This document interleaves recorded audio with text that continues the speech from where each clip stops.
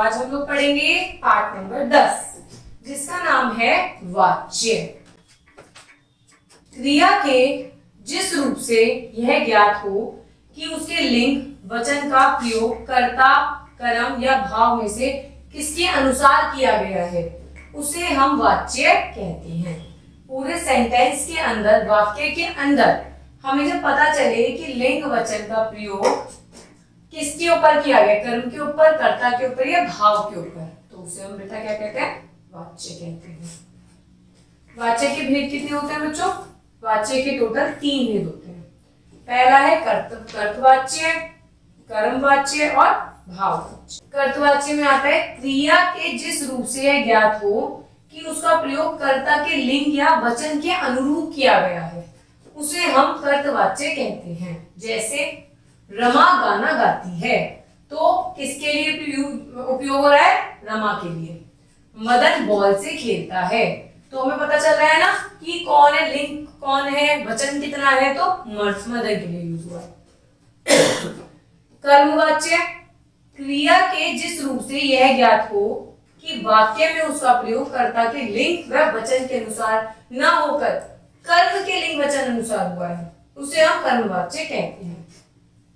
गुड़िया से दूध नहीं पिया गया, रमेश से पढ़ा नहीं जाता, तो रमेश के बारे में बात है, रमेश के कर्म के बारे में बात हो रही है।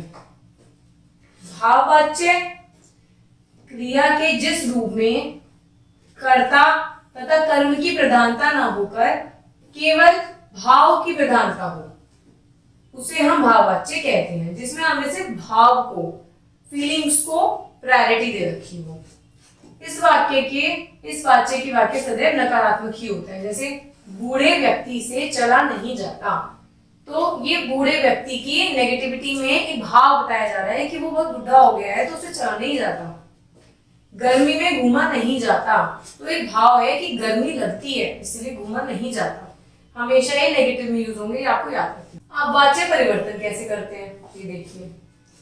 कर्तवाच्य से कर्मवाच्य में हम कैसे परिवर्तन करेंगे? क्रिया में आ अथवा या जोड़ते हैं, उसके बाद जा धातु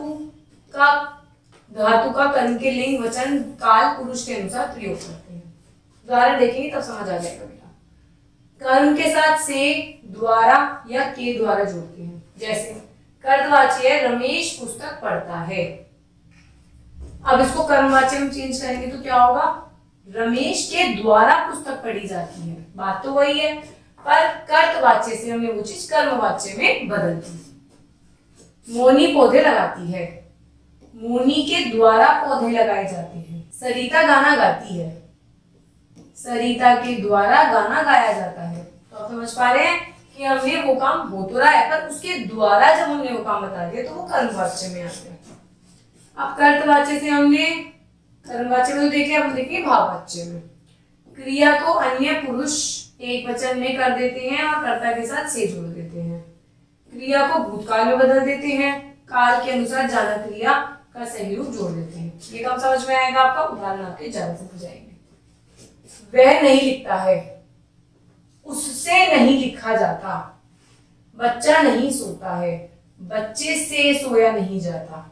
बालक नहीं दौड़ता है, बालक से दौड़ा नहीं जाता। रमेश नहीं खाता है, रमेश से खाया नहीं जाता। तो हमने क्या करा? उसको भाव में चेंज करने के लिए उसके साथ से को जोड़ दिया। हमने टोटल इसमें क्या पढ़ा बेटा?